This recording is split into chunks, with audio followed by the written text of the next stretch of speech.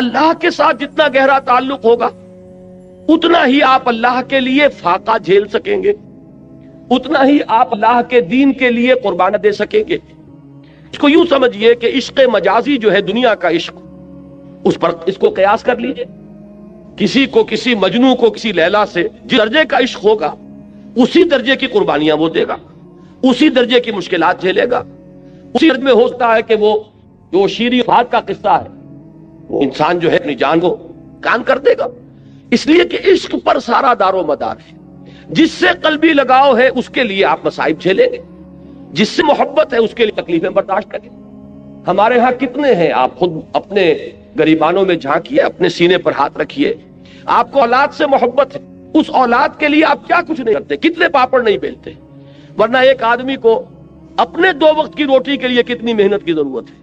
وہ ساری محنت مشقت جو کر رہا ہے صبح سے لے کر شام تک کی کمر توڑ دینے والی محنت کس کے لیے کر رہا ہے؟ اولاد کے لیے کر رہا ہے، اس لیے کہ اولاد سے محبت ہے۔ اور آپ کو ایسے لوگ مل جائیں گے جو گویا کہ کلیتاً اپنے وجود کو اولاد کی شخصیت میں گم کر دیتے ہیں، اس لیے کہ ان کا اور ہائر آئیڈیل زندگی میں ہے ہی نہیں۔ ان جینا مرنا، ان صلاتی و نسکی و محیایا و مماتی للاولاد، ان کی نماز، ان کی قربانی، ان کا جینا، ان کا مرنا، ان کی بھاگ دوڑ، ان کی سعی و جو سب کے سب اولاد کے لیے۔ تو جس سے تعلق خاطر ہوگا، جس سے محبت ہوگی، اسی کے لیے آپ قربانی کریں گے، اسی لیے آپ محنتیں کریں گے۔ اب ظاہر بات ہے کہ دین کے لیے قربانی، دین کے لیے ایثار، دین کے لیے دنیا کا نقصان برداشت کرنا تبھی ممکن ہوگا جبکہ اللہ سے محبت، اللہ سے آپ کا تعلق مضبوطی کے ساتھ قائم۔ یہ اللہ کے ساتھ تعلق کو مضبوطی سے قائم رکھنے کے لیے 2 چیزیں بتائی گئی، بلکہ پہلے ایک چیز سمجھ لیجئے، وہ ہے ذکر، اللہ کی یاد۔ یہ ذکر جو ہے یہ ہے کہ جو آپ کا تعلق اللہ سے بڑھاتا ہے، اس سے اس کے ساتھ تعلق جو ہے وہ استوار ہوتا ہے، تازہ رہتا ہے۔ اگر کہیں اس کے اوپر گرد و غبار آ جائے دنیا کی مصروفیات اور مشغولیتوں کی وجہ سے، دنیا کے صدموں کی وجہ سے، دنیا کی مصیبتوں کی وجہ سے، تو جب اللہ کو آپ یاد کرتے ہیں تو وہ ایسے ہے جیسے کہ پھر آپ نے وہ گرد و غبار جھٹک دیا اور آپ کے دل کے اندر پھر اللہ کی محبت جو ہے وہ اثر نو جاگزیں ہو گئی، وہ پھر اس کے اندر سے چمک اٹھی۔ یہ ذکر ہے اصل میں کہ جو بندہ مومن کا سب سے بڑا ہتھیار ہے، اس کو سب سے زیادہ قوت عطا کرنے والی چیز اللہ کا ذکر ہے۔ لیکن ذکر کے بارے میں اب چند چیزیں میں عرض کروں گا، اس سے پہلے یہ مضامین کبھی نہیں آئے ہیں ان محفلوں میں، ذرا توجہ سے اس کو سنیے۔ ہمارے ہاں ذکر کے بارے میں بڑے مغالطے ہیں،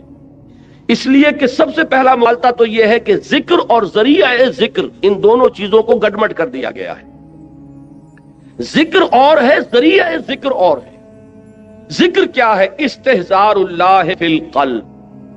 ذکر اصل میں ہے اللہ کو دل میں موجود رکھنا، اللہ کو دل میں یہاں اس کی یاد یا اس کی محبت یا اس کے ساتھ لگاؤ اور تعلق کو قائم رکھنا۔ استحضار اللہ فی القلب۔ اب جس چیز کو ہم ذکر کہتے ہیں وہ ذریعہ ذکر ہے۔ میں بیٹھ کر اگر کہہ رہا ہوں سبحان اللہ سبحان اللہ سبحان اللہ سبحان اللہ، یہ ذریعہ ذکر ہے، ذکر نہیں ہے۔ اب اگر یہ آپ سبحان اللہ کی تسبیح تو کر رہے ہیں لیکن دماغ آپ کا چکر لگا رہا ہے اپنے کاروبار میں، آپ نے کوئی پرابلم تھا، دکان سے اٹھ کر آئے ہیں اور ذہن آپ کا اسی پرابلم کو حل کرنے میں لگا ہوا ہے، تو چاہے تسبیح آپ نے پوری کر لی، تو ذکر کا یہ ذریعہ تو آپ نے اختیار کیا، ذکر آپ کو حاصل نہیں ہوا۔ اسی طریقے سے نماز کیا ہے؟ ذریعہ ذکر ہے۔ سورہ طٰہٰ کی بڑی پیاری آیت ہے وہ، اور وہ ابتدائی وحیوں میں سے ہے جو بلکہ پہلی وحی جو حضرت موسیٰ علیہ السلام پر ہوئی، اس میں الفاظ آتے اقم الصلاۃ لذکری، نماز کو قائم کرو میری یاد کے لیے۔ مقصود کیا ہے؟ ذکر، استحضار اللہ فی القلب، اس کا ایک ذریعہ یہ نماز ہے کہ آپ اپنے دھندوں میں لگے ہوئے تھے، اذان کی آواز آئی فوراً اٹھے، وضو کیا، آپ مسجد کی طرف چل پڑے، وہاں گئے، آپ کھڑے ہوئے نماز میں اور آپ نے سورہ فاتحہ جو یوں سمجھیے کہ پورے قرآن مجید کا لب لباب ہے، اس کا نچوڑ ہے، اس کا خلاصہ ہے، اس کو آپ نے ہر رکعت کے اندر پڑھا یا سنا۔ اگر آپ امام کے ساتھ ہیں، امام قرات کر رہا ہے، آپ سن رہے ہیں، اگر آپ علیحدہ پڑھ رہے ہیں تو آپ خود پڑھ رہے ہیں، تو آپ نے پڑھا یا سنا، اور اس کا نتیجہ کیا نکلا کہ تازہ ہو گیا وہ آپ کا تعلق اللہ کے ساتھ۔ جو گرد و غبار آ گیا تھا، یہ 4 گھنٹے 6 گھنٹے آپ دکان پر بیٹھے رہے، صبح 8 بجے آ گئے، دن کے 1 بجے تک نہ معلوم کتنے گاہک آئے، کیا کیا گفتگویں ہوئی۔ اب یہ جو آپ کے شعور کے اوپر ایک گردہ پڑ گیا، اللہ کے ساتھ تعلق کے اندر کچھ کمزوری واقع ہوئی ہے، اس کو تازہ کرنا۔ مجھے حفیظ جالندھری کا یہ شعر بہت پسند ہے، بڑا پیارا شعر ہے، ایسا نقشہ کھینچا ہے کہ سرکشی نے دیے دھندلے نقوش بندگی، آؤ سجدے میں گریں لوح جبیں تازہ کریں۔ یہ لوح جبیں پر ہمارا لکھا ہوا نا کہ ہم بندے ہیں اللہ کے، ہم آقا نہیں ہیں، ہم اپنے وجود کے مختار اور مالک نہیں ہے کہ جو چاہے کریں،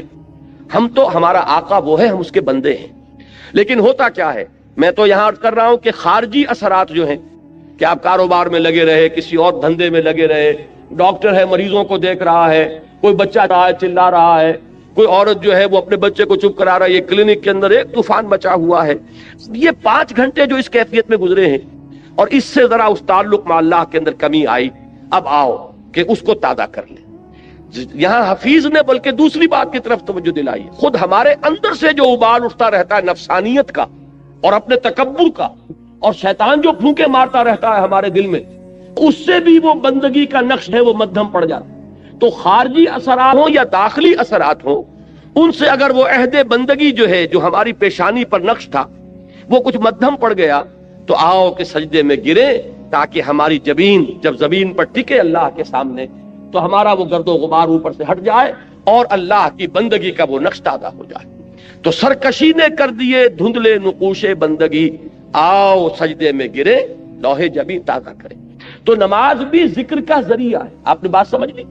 اب اگر ایک شخص نماز ادا کر رہا ہے، فرض کیجئے کہ اس نے 17 رکعتیں جو ہیں وہ عشاء کی پڑھ لی، پوری 17 گن کر، 4 پہلی سنتیں بھی، پھر 4 فرض بھی باجماعت ادا کیے، پھر 2 سنتیں، نفل، وتر، پھر نفل، سب کر لیے، لیکن دماغ کبھی کسی وادی میں، فی کل وادی یہی مون، کہیں کسی خیال میں، کہیں کسی چکر میں، وہ آپ کو اگر حضور قلب حاصل نہیں ہوا تو ذکر حاصل نہیں ہوا۔ اس کے یہ معنی نہیں کہ نماز بیکار گئی، یہ ہے بالکل منکرین سنت اور منکرین حدیث اس انتہا تک بات کو لے جاتے ہیں، آپ کی نماز ضائع نہیں جائے گی، اس لیے کہ آپ نے جو یہ مشقت جھیلی ہے، عشاء کی نماز ہے، اس وقت تو آپ کا جسم تھکا ہوا تھا، جسم جو اندر سے تقاضا کر رہا تھا کہ جاؤ لیٹ جاؤ آرام کرو، یا ممکن ہے کہ یہ تقاضا ہو رہا ہو کہ آج فلاں ڈرامہ آ رہا ہے ٹیلی ویژن پہ، چلو بیٹھو اس کو دیکھو۔ اس وقت اگر آپ ان تمام چیزوں سے منہ موڑ کر آئے، مسجد میں آپ نے حاضری دی، 17 رکعتیں آپ نے ادا کی، اللہ ظالم نہیں ہے کہ آپ کی اس مشقت کو وہ ان ریوارڈڈ رہنے دے، اس کی اجرت ملے گی، اس کا اجر ملے گا، اس کا ثواب ملے گا۔ آپ نے فرض سمجھا تو آئے نا، اللہ تعالیٰ کی طرف کے جناب میں آپ نے اپنے ایمان کا ایک ثبوت تو فراہم کیا نا کہ میں نے سمجھا ہے کہ یہ نماز فرض ہے، لہذا میں یہاں حاضر ہوا۔ اس لیے یہ نہ سمجھیے کہ یہ نماز ضائع جائے گی، ضائع نہیں جائے گی، فرض ادا ہو گیا، اس کا اجر و ثواب آپ کو ملے گا، لیکن یہ کہ جو اصل مقصد ہے وہ حاصل نہیں ہوگا، وہ ذکر جو اس کا اصل مقصد تھا وہ حاصل نہیں ہوگا اگر حضور قلب نہیں ہے، اگر آپ نے یہ محسوس نہیں کیا، جیسے کہ حضور نے فرمایا صلی اللہ علیہ وسلم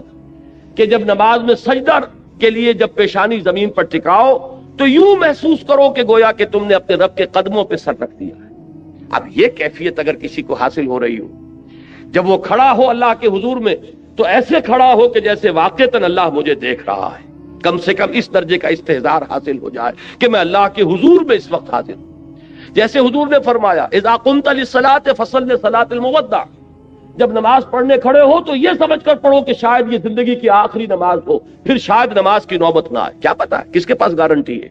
کہ عشاء کی نماز پڑھ کر آپ نکلیں یا فجر کی نماز پڑھ کر آپ مسجد سے نکلے اور کوئی تیز رفتار گاڑی آپ کو رونتی ہوئی کچلتی ہوئی چلی جائے اور واپس جو ہے وہ آپ کی لاش پہنچے گھر، آپ زندہ سالم نہ پہنچ سکے۔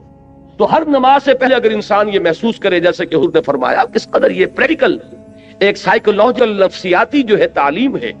کہ جب بھی نماز پڑھنے کھڑے ہو تو یہ سمجھ کر پڑھو کہ شاید یہ زندگی کی آخری نماز ہے اور عین ممکن ہے کہ اس کے بعد نماز کا وقت نہ آئے۔ تو یہ کیفیات آپ سوچئے کہ اگر حاصل ہو نماز میں تو پھر وہ نماز کیا ہوگی؟ وہ نماز وہ ہوگی جسے حضور نے فرمایا کہ الصلاۃ معراج المومنین، یہ نماز اہل ایمان کے حق میں معراج کے درجے میں ہے، اس میں ہم کلام ہوتے ہیں آپ اللہ سے، جیسے کہ حضور ہم کلام ہوئے معراج اللہ تعالیٰ کے ساتھ۔ تو یہ نماز کا ذریعہ ہے۔ اب میں ایک بات کہہ رہا ہوں تیسرے نمبر پر، یہ سبحان اللہ سبحان اللہ سبحان اللہ، یہ بھی ذکر کا ذریعہ ہے۔ نماز پڑھتے ہیں آپ، یہ بھی ذکر کا ذریعہ ہے۔ البتہ ایک چیز وہ ہے کہ جو مجسم ذکر ہے، ذکر کا ذریعہ نہیں، ذکر مجسم ذکر، قرآن مجید نے الذکر کا لفظ کس کے لیے استعمال کیا؟ اہل علم بھی موجود ہیں، یہ آیت آپ نے بارہا سنی ہوگی کہ انا نحن نزلنا الذکر و انا لہ لحافظون، ہم نے ہی اس الذکر کو نازل کیا ہے، دی ریممبرنس اس قرآن، قرآن ہے یہ جو الذکر ہے، سراپا ذکر ہے، ہماتن ذکر ہے۔ لہذا ذکر جو ہے، اب میں نے جہاں سے عام طور پر ذکر کا اطلاق ہوتا تھا اس سے میں ریورس آرڈر میں لے کر آیا کہ یہ تو معلوم ہے کہ سبحان اللہ کی تسبیح کرنا یہ ذکر ہے، لیکن نماز کے بارے میں شاید یہ سامنے نہ ہو کہ یہ ذکر کا جامع ترین ذریعہ ہے، اور اس سے آگے یہ چرینوں سے اوجل ہو چکی ہے کہ کل ذکر، ہماتن ذکر، مجسم ذکر، اسرتاپا ذکر وہ قرآن مجید ہے۔ اب اس آیت میں آپ دیکھیے وہ اس آرڈر میں بات آئی، اتل ما اوحی الیک من الکتاب، سب سے پہلے جو سب سے اہم حصہ ہے ذکر کا، اس سے یہاں بات شروع کی گئی۔ قرآن کی تلاوت سے بڑا ذکر اور کوئی نہیں۔ قرآن کی تلاوت، دعا کے بارے فرمایا گیا ہے کہ دعا مخ العبادہ، دعا هو العبادہ، دعا جو ہے وہ عبادت کا جوہر ہے، نچوڑ ہے۔ لیکن حضور نے فرمایا کہ جس شخص کو قرآن مجید کی تلاوت نے دعا سے روکے رکھا، اس شخص کو اللہ تعالیٰ دعا کرنے والوں سے بہت زیادہ عطا فرمائے، یعنی اسے دعا نہیں بلکہ وہ قرآن مجید ہی کی تلاوت میں لگا ہوا ہے، دعا کی طرف توجہ نہیں ہوئی۔ اب جو مانگنے والے ہیں، دعا کرنے والے ہیں، جو کچھ اللہ تعالیٰ انہیں عطا فرمائے گا ان سے کہیں بڑھ کر انہیں دے گا کہ جو مشغول رہے تلاوت قرآن۔ تو سب سے بڑا ذکر قرآن ہے، جو مجسم ذکر ہے، جس کے لیے بطور علم یہ لفظ آیا ہے الذکر، یہ گویا کہ پراپر ناؤن ہے اس کے لیے، الذکر، انا نحن نزلنا الذکر وانا لہ لحافظون وانزلنا الیک الذکر لتبین للناس ما نزل الیہم۔ اے نبی، یہ الذکر ہم نے آپ کی طرف اس لیے نازل کیا کہ جو چیز ہم نے لوگوں کے لیے اتاری ہے اس کو آپ ان پر واضح کریں، اس کی تبیین فرمائیں، اس کی توضیح فرمائیں، اپنے قول سے، اپنے عمل سے اس کی وضاحت کریں۔ وہاں بھی لفظ الذکر آیا قرآن کے لیے، اور یہ متعدد آیات اور بھی، لیکن اب وقت نہیں ہے کہ میں ان سب کو کوٹ کروں۔ تو اب ذکر کو یوں سمجھیے، آج اس موضوع پر پورے طور پر اس کا احاطہ کر کے اٹھیے۔ ایک بات تو ہمیں یہاں سے معلوم ہو گئی کہ وَلَا ذِكْرُ اللَّهِ اکبر، یقیناً اللہ کا ذکر سب سے بڑی شے ہے، بہت بڑی شے نہیں، اکبر ہے افعل التفصیل، سب سے بڑی شے۔ اس راہ میں صبر کے لیے، اس راہ میں استقامت کے لیے، اس راہ میں پامردی کے لیے، اللہ کے دین کے لیے ایثار اور قربانی کرے انسان، اور دل پشمردہ نہ ہو بلکہ اور خوشی ہو، اور اس کے اندر جو ہے اس کے دل کی کلی کھلتی چلی جائے کہ اللہ کی راہ میں یہ تکلیف بھی آئی، زہ نصیب کہ اللہ نے ہمیں اس قابل سمجھا کہ ہمیں اپنی راہ کی اس تکلیف کے لیے منتخب کر لیا، اللہ کی راہ میں مجھے یہ جلا کٹا فقرہ بھی سننا پڑا، زہ نصیب کہ اللہ تعالیٰ نے ہمیں اس قابل سمجھا کہ نبی اکرم صلی اللہ علیہ وسلم کو اگر جلے کٹی بات سننی پڑی تو ہمیں بھی اس کا کوئی حصہ ہمیں بھی نصیب ہوگی۔ تو بجائے اس کے کس سے دل پشمردہ ہو، دل کی کل کھلے، وہ ہے وَلَا ذِكْرُ اللَّهِ اکبر۔ اس میں سب سے بڑی چیز کہ جس سے انسان کو مدد لے گی وہ اللہ کا ذکر ہے۔ لیکن اللہ کے ذکر کے بارے میں جو باتیں میں نے عرض کی، نمبر ایک یہ کہ ذکر علیحدہ ہے، ذریعہ ذکر علیحدہ ہے۔ ذکر ہے استحضاء اللہ فی القلب، اس کے لیے جو ذرائع اختیار کیے جائیں گے۔ اب ان میں جب میں اوپر سے چلوں گا، نزولی ترتیب، سب سے اوپر کیا ہے؟ تلاوت قرآن، اتل ما اوحی الیک من الکتاب، اس لیے کہ قرآن الذکر ہے، لہذا اس کی تلاوت سب سے بڑا ذریعہ ذکر ہوگا، سب سے اہم، سب سے مقدم، سب سے پہلا ذریعہ ذکر تلاوت قرآن، اتل ما اوحی الیک من الکتاب۔ نمبر 2 پر ہے نماز۔ نماز جو ہے اس کے بارے میں یہ عرض کر دوں کہ یہ جامع ترین ذریعہ ذکر ہے، مقدم ترین وہ ہے قرآن کی تلاوت، اہم ترین ہے قرآن کی تلاوت، لیکن جامع ترین یہ ہے۔ وہ کس لیے کہہ رہا ہوں؟ اس میں دیکھیے 4 چیزیں جمع کر دی گئی ہیں۔ نمبر 1، اس میں ذکر قولی بھی ہے، ذکر عملی بھی ہے۔ آپ پڑھ بھی رہے ہیں سورہ فاتحہ، زبان سے بھی کہہ رہے ہیں سبحان ربی العظیم، زبان سے بھی کہہ رہے ہیں اللہ اکبر، اور رکوع میں بھی جا رہے ہیں اللہ اکبر کہہ کے۔ جب آپ گئے رکوع میں تو آپ نے اپنے وجود سے بھی ذکر کیا، اپنے وجود سے بھی گویا کہ ظاہر کیا کہ آپ اللہ کی بڑائی کے قائل ہیں کہ آپ اس کے سامنے رکوع میں آ گئے۔ پھر آپ جب سجدے میں گرے ہیں تو گویا کہ آپ نے اپنے پورے وجود سے ظاہر کیا کہ آپ کے ذہن میں، آپ کے قلب پر اللہ کی عظمت کا نقش اتنا گہرا ہے کہ آپ نے اپنی پیشانی اس کے قدموں پر۔ معلوم یہ ہوا کہ یہ ذکر قولی بھی ہے اور ذکر عملی بھی شامل ہے۔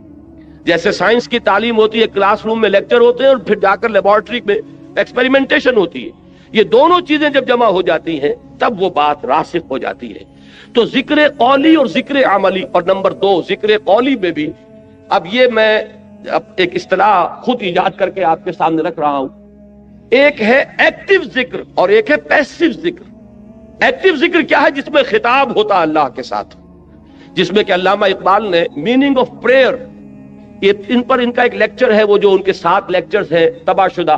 ریکنسٹرکشن آف تھاٹ ان اسلام، اس میں ایک میننگ آف پریئر ان اسلام، اسلام میں دعا اور نماز کا مقام کیا ہے، اس کا مفہوم کیا ہے۔ بڑی پیاری بات ایک یہ کہی ہے کہ انسان جب دعا کرتا ہے اللہ سے تو اس میں وہ انائے صغیر انائے کبیر کے بالکل سامنے آ جاتی ہے۔ ایک تو یہ ہے کہ آپ جملہ خبریہ کی شکل میں اللہ اکبر اللہ اکبر اللہ اکبر آپ نے 34 مرتبہ کہا، اللہ سب سے بڑا ہے، اللہ سب سے بڑا ہے، اللہ سب سے بڑا ہے، یہ غائب کے صیغے میں بات ہو رہی ہے، اس میں خطاب نہیں ہے، اس لیے میں اس کو کہتا ہوں پیسیو ذکر۔ اور ایک ایکٹیو ذکر ہے جس میں آپ اللہ سے ہم کلام ہوتے ہیں، ایاک نعبد و ایاک نستعین اہدنا الصراط المستقیم، یہ کیا ہے؟ اس میں آپ اللہ سے ہم کلام ہیں۔ یہاں آپ کی وہ انائے صغیر، دی فائنائٹ ایگو، وہ بالکل انفائنائٹ ایگو کے سامنے آ کر اس سے خطاب کر رہی ہے۔ تو افلاک سے آتا ہے نالوں کا جواب آخر، اٹھتے ہیں حجاب آخر، کرتے ہیں خطاب آخر۔ تو یہ جو خطاب والا انداز ہے نماز میں آپ کو یہ بھی ملے گا۔ سورہ فاتحہ کا اہم ترین حصہ یہی ہے۔ شروع میں جو ہے غائبانہ انداز میں آپ کہتے ہیں الحمدللہ رب العالمین الرحمن الرحیم مالک یوم الدین، یہ غائبانہ انداز ہے، یہ جملہ خبریہ ہے۔ لیکن یہاں ایاک نعبد و ایاک نستعین، اب یہاں خطاب ہو گیا، اب آپ اللہ سے براہ راست ہم کلام ہیں۔ تو نماز میں نے عرض کیا کہ ذکر قولی اور ذکر عملی جمع ہو گئے، اور ذکر قولی میں یہ بھی کہ خطاب والا ذکر جس میں اللہ سے ہم کلام ہو، اور ایک یہ کہ غائبانہ انداز میں اللہ کی تسبیح، اللہ کی تحلیل، اللہ کی تکبیر، آپ ہر مرتبہ جب اٹھ رہے ہیں اللہ اکبر، اب یہ کیا ہے؟ یہ بھی ذکر ہے۔ تو معلوم ہوا کہ ذکر کا اہم ترین مقدم ترین ذریعہ تلاوت قرآن، ذکر کا جامع ترین ذریعہ نماز۔ اتل ما اوحی الیک من الکتاب واقم الصلاۃ ان الصلاۃ تنہی عن الفحشاء والمنکر، یقیناً نماز روکتی ہے فحشاء سے اور من سے۔ اب یہاں پہ تھوڑی سی بات کروں گا، اس وقت میری آج کی گفتگو کے اعتبار سے یہ بات ضمنی ہوگی، اس لیے کہ کافی دور تک پہنچنا ہے ہمیں۔ یہ عام طور پر لوگوں کے ذہن میں رہتا ہے کہ صاحب یہ نماز ہم پڑھتے ہیں، لیکن نماز کے ساتھ لوگ 420 بھی کرتے ہیں، نماز بھی پڑھتے ہیں جھوٹ بھی بولتے ہیں، نماز بھی پڑھتے ہیں بلیک مارکیٹنگ بھی کرتے ہیں، نماز بھی پڑھتے ہیں یہ بھی کرتے ہیں۔ یہ ہے ہمارے معاشرے کا، اور نوجوان نسل میں جو ابا اور جو بغاوت پیدا ہوئی ہے دین سے، میں بربلا یہ کہتا ہوں کہ یہ ان مذہبی لوگوں کا رد عمل بھی ہے جنہیں وہ اپنی آنکھوں سے دیکھتے ہیں کہ ہمارے ابا جان نماز میں تو بڑے پکے ہیں، لیکن اتنے ہی پکے جو ہیں وہ دکان پر جھوٹ بولنے میں بھی ہیں۔ ظاہر بات ہے کہ بیٹے سے تو چھپی ہوئی بات نہیں، آپ کسی سے چھپا لیں گے، آپ کی بیوی سے تو آپ کی کمزوریاں جو ہیں وہ چھپی ہوئی نہیں ہیں، آپ کے گھر والوں سے، آپ کی اولاد سے تو چھپی ہوئی نہیں ہے کہ نماز میں بھی پکے ہیں، جھوٹ بولنے میں بھی پکے۔ ظاہر بات ہے کہ اس کا تو اس کی طبیعت، نوجوان جو ہے اس کا معاملہ یہ ہوتا ہے کہ وہ ان چیزوں پر غور کرتا ہے، چاہے اگر سعادت مند ہے آپ کے سامنے بولتا نہیں، لیکن آپ دیکھ تو رہا ہے، اس کا ایک اثر قبول کرتا ہے، اور وہ سمجھتا ہے کہ نماز بے کا فائدہ کیا اس کا۔ اگر نماز کے ساتھ یہ بھی ہے، اگر نماز کے ساتھ سنگ دلی بھی ہے، ایک غریب آدمی کو دیکھ کر آپ کا دل نہیں پسیجا، نوجوان جو ہے اس کا بھی تاثر قبول کرتا ہے کہ ہمارے ابا جان کے پاس کتنی کچھ دولت ہے، اور اس نے اپنے ایک دکان کے ملازم کے ساتھ کیا سلوک کیا اس وقت، اس کی بیوی بیمار تھی، اسے کچھ قرض کی ضرورت تھی، اور ابا جان نے کس طریقے سے ڈانٹ دیا، دھتکار دیا۔ یہ نوجوان جو ذہن ہے یہ ان چیزوں کو دیکھتا ہے اور ان سے امپریشن لیتا ہے، اس سے تاثر لیتا ہے۔ تو یہ مسئلہ ہمارے ہاں کے زندہ مسئلوں میں سے کہ کیا وجہ ہے کہ ہماری نمازیں جو ہے بے اثر کیوں ہو گئی۔ قرآن دعوے سے کہہ رہا ہے کہ نماز تو فحش اور بے حیائی کے منہ سے روکتی ہے، جبکہ ایسے لوگ ہمیں نظر آتے ہیں معاشرے کے اندر کہ نماز میں ہو سکتا ہے۔ میں نے مثالیں دی ہیں بعض اوقات، جب میں اپنی MBBS سے فارغ ہو کر تازہ گیا تھا منٹگومری جو اب سوال کہلاتا ہے، میں وہاں 2 اشخاص کو دیکھا۔ ایک وہاں حاجی بلیکیا کے نام سے مشہور تھا،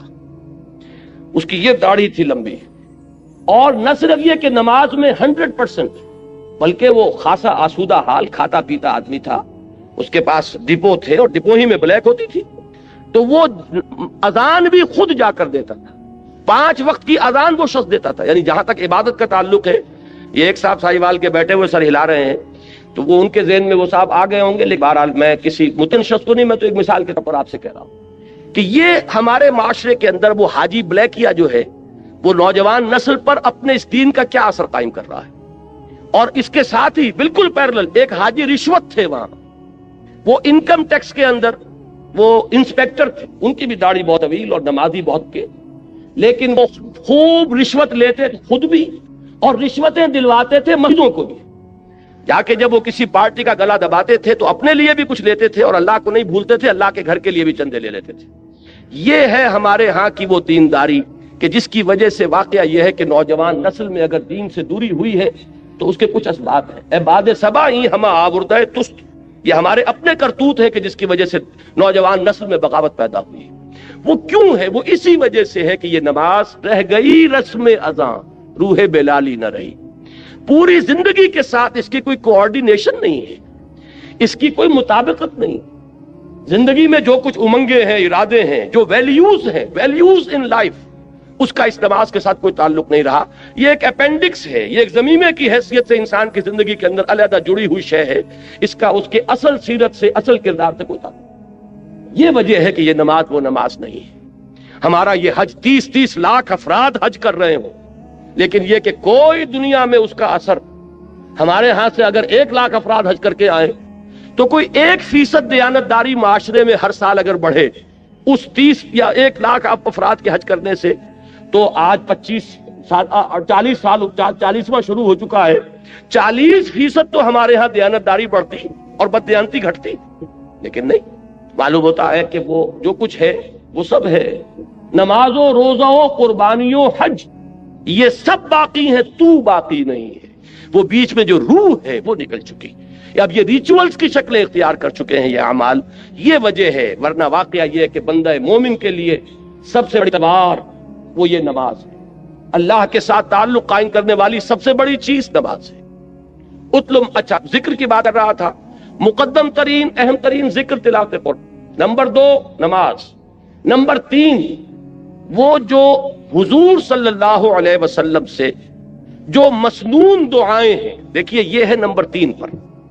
اذکار مسنونہ اور ادعیہ مسنونہ۔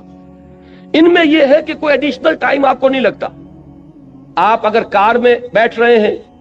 سواری پر سوار ہونے کی دعا ہے، اتر رہے ہیں اس کی دعا ہے، صبح اٹھے ہیں دعا ہے،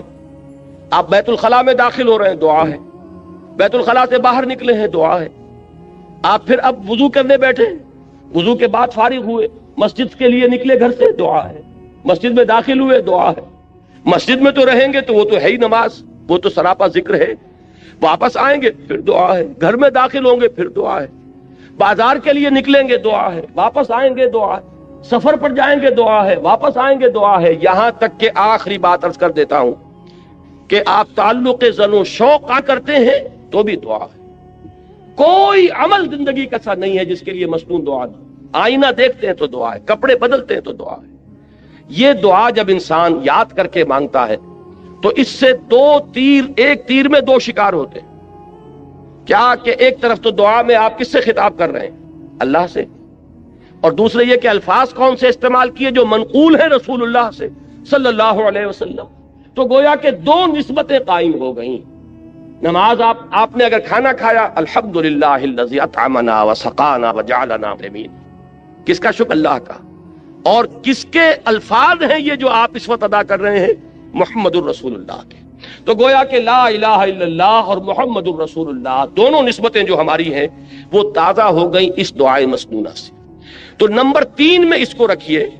پنجاب میں وہ بڑا پیارا جملہ ہے اس کے لیے کہ دنیا کا کوئی بھی کام آپ کر رہے ہیں تو ہتھ کار ول دل یار ول، دل اللہ کے ساتھ لگا رہے اور ہاتھ کاموں میں مشغول رہے۔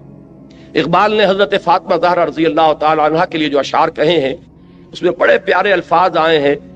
کہ آسیہ گرداں لب قرآن سرا، کہ حضرت فاطمہ رضی اللہ تعالی عنہا جب چکی پیستی تھی تو قرآن مجید پڑھتی جاتی تھی، اس لیے کہ چکی پیسنے میں تو صرف ہاتھ ہی لگتا ہے نا. میں نے خود دیکھا ہے، اپنی ایک بزرگ میری رشتے میں وہ دادی بنتی تھی، میں نے یہ نقشہ دیکھا ہے ان کا اپنے بچپن میں کہ وہ بیٹھی ہیں اور چکی پیس رہی ہیں، اور ساتھ ہی یہ ہے کہ وہ قرآن شریف پڑھ رہی ہیں. معلوم یہ ہوا کہ ظاہر بات ہے کہ یہ مشقت جسمانی ہو رہی ہے نا، اس وقت آپ کا ذہن فارغ ہے، اس وقت آپ کی زبان فارغ ہے. اگر اس وقت آپ تلاوت قرآن کر رہے ہوں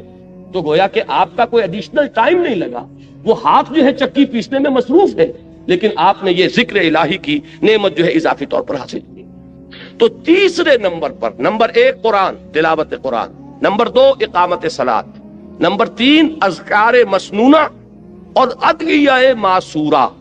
وہ جو ذکر حضور نے بتایا، اب نماز کے بعد ہے یہ 33 بار سبحان اللہ، 33 بار الحمدللہ، 34 بار اللہ اکبر، یہ حضور کا بتایا ہوا. تو ظاہر بات ہے حضور کے بتائے ہوئے اذکار ان کی بہت بڑی قدر و قیمت ہے، بڑی اہمیت ہے. اور وہ دعائیں کہ جو حضور سے منقول ہیں یہ ہے. اور چوتھے نمبر پر ہمارے جو یہ سلاسل ہیں، یہ چشتی سلسلہ ہے، یہ قادریہ سلسلہ ہے، انہوں نے اپنے اپنے زمانے میں لوگوں کی ذہنیتوں کو سامنے رکھ کر یہ جو اذکار جو انہوں نے مدون کیے کہ یہ سلسلہ ذکر ہے چشتیہ کا، یہ ذکر خفی ہے، یہ ذکر جلی ہے، یہ چوتھے نمبر پر لائیے. اس لیے کہ وہ لوگ بہت ماہر تھے نفسیات کے، اور انہوں نے اپنے زمانے میں اگر مفید سمجھ کر وہ طریقے مدون کیے ہیں تو ٹھیک ہے، مجھے ان سے اختلاف نہیں ہے. لیکن خدا کے لیے انہیں چوتھے نمبر پر رکھیے. اگر اس کو نمبر 1 پر لے آئے اور اصل ذکر آپ نے اسی کو سمجھا اور تینوں منزلیں جو ہے کود کے کراس کر گئے تو یہ اصل میں ریورس ہو جائے گا، سارا ریشو پروپورشن کا معاملہ غلط ہو جائے گا. نمبر 1 پر قرآن، نمبر 2 پر نماز، نمبر 3 پر اذکار مسنونہ اور ادعیہ معصورہ، اور نمبر 4 پر اذکار وہ کہ جو مختلف سلسلوں میں جو تصوف کے یا ذکر کے جو طریقے ہیں ان میں جو بھی تجویز کیے جائیں. اگر یہ ترتیب رہے گی تو انشاءاللہ تعالی اس کی تمام برکات جو ہیں صحیح طور پر ظاہر ہوں. بہرحال یہاں اس پوری آیت کا جو نتیجہ نکلا وہ کیا ہے؟ جو شخص اللہ کے دین کے لیے جد و جہد میں، محنت میں، کشمکش میں مبتلا ہو، اس کو جان لینا چاہیے کہ اس میں صبر و ثبات کے لیے اصل چیز کیا ہے؟ اللہ کے ساتھ تعلق. اللہ کے تعلق کے لیے کیا چیز ہے؟ اللہ کا ذکر. اللہ کے ذکر کے لیے یہ 4 چیزیں ہیں: تلاوت قرآن، اقامت صلاۃ، ادعیہ معصورہ، اذکار مسنونہ، اور جو اس کے علاوہ ذکر آپ کسی سلسلے میں منسلک ہیں تو جو آپ کے مرشد نے، آپ کے جو بھی جن سے آپ نے سلسلہ تعلق قائم کیا، جو ذکر وہ بتائیں. اب آئیے اگلی آیت، وَلَا تُجَادِلُوا أَهْلَ الْكِتَابِ إِلَّا بِالَّتِي أَحْسَنُ إِلَّا الَّذِينَ ظَلَمُوا مِنْهُمْ، اور مت جھگڑو اہل کتاب سے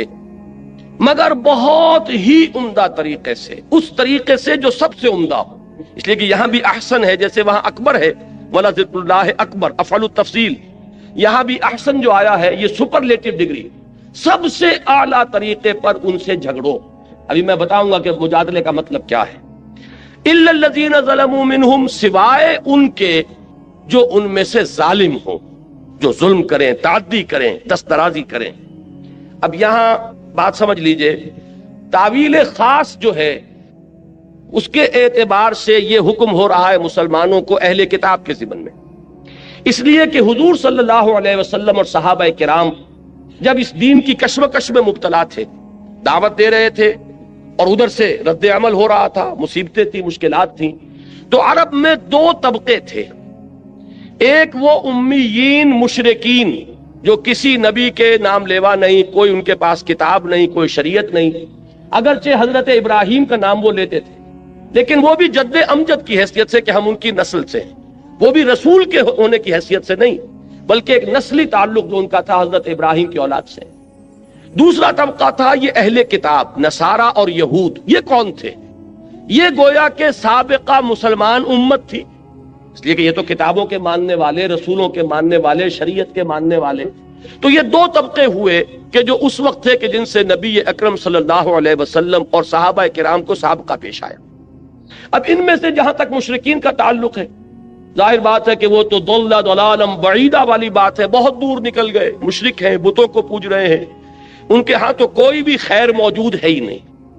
لیکن جہاں تک ان اہل کتاب کا تعلق ہے، اگرچہ اخلاقی طور پر آپ نے اس کی صفائی کی ان کی طرف سے، ایک اور کوئی حملہ ہو گیا، تو یہ بحث و نزاع جو ہے یہ جدال ہے. اب اس میں ظاہر بات ہے کہ جب آپ دین کے غلبے کی جد و جہد کر رہے ہیں تو آپ یہ نہیں کہہ سکتے کہ بھائی کسی سے کچھ نہ کہو، کسی سے مت الجھو، الجھنا تو پڑے گا، دین غالب کیسے ہوگا؟ اس لیے کہ جو بھی باطل کے پرستار ہیں وہ تو راستہ روک کے کھڑے ہیں، وہ تو نہ یہ چاہتے ہیں کہ دین کا پیغام عام ہو، نہ یہ چاہتے ہیں کہ کوئی دین کی طرف پیش قدمی کرے، تو الجھنا تو پڑے گا، تصادم تو ہوگا، وہ تو ناگزیر ہے۔ یہ جو بعض بڑے نیک طبع لوگ ہوتے ہیں کہ صاحب بس آپ اپنا کام کیجئے، کسی سے الجھیے نہیں، میں ان کی نیکی کو تو داد دیتا ہوں، لیکن یہ میں سمجھتا ہوں کہ ان کے سامنے تصور ہی نہیں ہے، اس لیے کہ ان کے سامنے اگر وہ حرکی تصور ہو تو حرکی تصور میں تو الجھنا پڑے گا۔ جو آپ کا راستہ روک کر کھڑا ہو گیا اسے آپ ہٹائیں گے نہیں تو راستے پہ کیسے چلیں گے؟ تو ٹھیک ہے، آپ اگر سٹیٹس کو مینٹین کرنا چاہتے ہیں، جیسے بھی رہے معاشرہ ویسے رہے، تب تو آپ کسی سے نہ الجھیے، لیکن یہ کہ اگر آپ کو اس معاشرے کو کسی رخ پر لے کر جانا ہے، اگر آپ کو یہاں اللہ کے دین کو غالب کرنا ہے، تو جو بھی راستے میں آ رہا ہے اس سے آپ کو دست و گریبان ہونا پڑے گا۔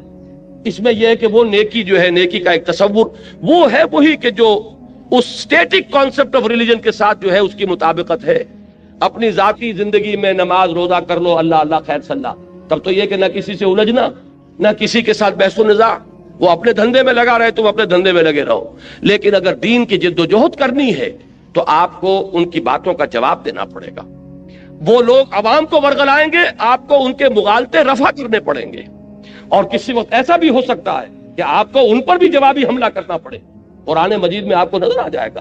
بنی اسرائیل سے جو خطاب ہوا ہے سورہ بقرہ میں 5ویں رکوع سے لے کے 15ویں رکوع تک، ان پر قرآن مجید نے ان کی جو غلطیاں تھیں، ان کی جو خامیاں تھیں، ان کی تاریخ کے جو اہم واقعات تھے کہ جن سے کہ انہوں نے اللہ اور اس کے رسول کے راستے سے جو انحراف کیا تھا، ان سب کا کھول کر پردہ چاک کیا گیا، اور ایک بڑی مفصل قرارداد فرد جرم جو ہے ان کے اوپر عائد کی گئی ہے۔ تو یہ سارا کام کرنا پڑتا ہے، لیکن یہ کہ اہل کتاب کے ساتھ ایک احتیاط کی ضرورت ہے کہ ایک تو مشرکین ہے، ان کا معاملہ یہ ہے کہ وہ بہت دور نکل گئے ہیں اپنی ضلالت اور گمراہی میں، لیکن یہ بہرحال کسی نہ کسی درجے میں زبانی کلامی اللہ، رسول، آخرت، کتاب، شریعت، نبوت، وحی، فرشتے، ان سب کو مانتے ہیں، لہذا ان کے ساتھ بہت نرم رویہ اختیار۔ وَلَا تُجَادِلُوا أَهْلَ الْكِتَابِ إِلَّا بِالَّتِي هِيَ أَحْسَنُ، اور مت جھگڑو، مت مجادلہ کرو اہل کتاب سے مگر اس طور سے کہ جو بہت ہی اعلیٰ۔ اب آپ غور کیجئے کہ یہ تو تعویل خاص سے بات واضح ہو گئی، اب تعویل عام پر آئیے، جو اصول ہے تفسیر کا، الاعتبار لعموم اللفظ لا لخصوص السبب، اصل اعتبار جو ہے الفاظ کی عمومیت کا کیا جائے گا، نہ کہ ایک خاص پس منظر کا جن میں وہ آیات نازل ہوں۔ اب اس کو جنرلائز کیجئے تو وہ بات کیا بنے گی؟ فرض کیجئے کہ آج ہم پاکستان میں اسلام کے غلبے کی جد و جہد کرتے ہیں، مخالفت ہوگی کہ نہیں ہوگی؟ کمیونسٹ بھی مخالفت کریں گے، ملحدین بھی کریں گے، سیکولرزم کے قائلین بھی کریں گے، جو یہ قومیتوں کا نظریہ تراش کر جو اس کی بنیاد پر گاڑی چلا رہے ہیں وہ بھی کریں گے۔ یہ سب کریں گے کہ نہیں کریں گے؟ آپ کو ایک چومکھی جنگ لڑنی پڑے گی۔ اگر غالب نہیں کرنا اسلام کو تو گھروں میں بیٹھیے، کسی سے الجھنے کی ضرورت نہیں۔ لیکن یہ ہے کہ اگر آپ کو اسلام کو غالب کرنا ہے تو الجھنا پڑے گا۔ اب اس الجھنے میں ایک ہمارے ہاں وہ طبقات ہیں کہ جن کا کچھ نہ کچھ مذہب کے ساتھ تعلق ہے، ان کی کچھ نہ کچھ مذہب کے ساتھ جو ہے ان کی کمٹمنٹ ہے، وہ نماز روزہ کرتے ہیں، وہ کچھ نہ کچھ دین کا کے لیے محنت ہے، بھاگ دوڑ ہے، اگرچہ آپ سے اختلاف ہے، آپ کے طریقہ کار سے اختلاف ہے۔ مثال کے طور پر جماعت اسلامی یہ کام کر رہی ہے، تبلیغی جماعت ہے وہ اپنے طریقے پر کام کر رہی ہے، جماعت اسلامی کا طریقہ اور ہے، تبلیغی جماعت کا طریقہ اور ہے، جمعیت العلماء اسلام ہے وہ اپنے طریقے پر کام کر رہی ہے، وہ نہ تبلیغی جماعت کا طریقہ ہے نہ جماعت اسلامی کا طریقہ ہے۔ ہم نے ایک تنظیم قائم کی، تنظیم اسلامی، ہمارے سامنے ایک اور طریقہ کار ہے۔ تو یہ تو ہو سکتا ہے کہ آپ کے طریقے سے اختلاف کرتے ہوں، لیکن بہرحال ان کا دین کے ساتھ کوئی لگاؤ ہے، وہ بھی اس میدان میں ہے، ان کی بھی کمٹمنٹ ہے، وہ اپنے تجزیے کے مطابق، اپنی تشخیص کے مطابق، اپنی تجویز کے مطابق کام کر رہے ہیں۔ لہذا اب آپ اگر خطاب میں سب کو ایک لاٹھی سے ہانک دیں گے تو در حقیقت آپ اپنے مقصد کو نقصان پہنچائیں۔ جو بھی دین کے میدان میں ہے، جو بھی دین کا کوئی کام کر رہا ہے، اس کے ساتھ بڑے ادب کے ساتھ، احترام کے ساتھ پیش آؤ، ان کا اکرام کرو۔ یہ میں لفظ جو ہے تبلیغی بھائیوں والا استعمال کر رہا ہوں، ان کی عزت کرو کہ وہ بھی دین کے کام میں لگے، اگرچہ ٹھیک ہے آپ کا نقطہ نظر کچھ اور ہے، ان کا نقطہ نظر کچھ ہے۔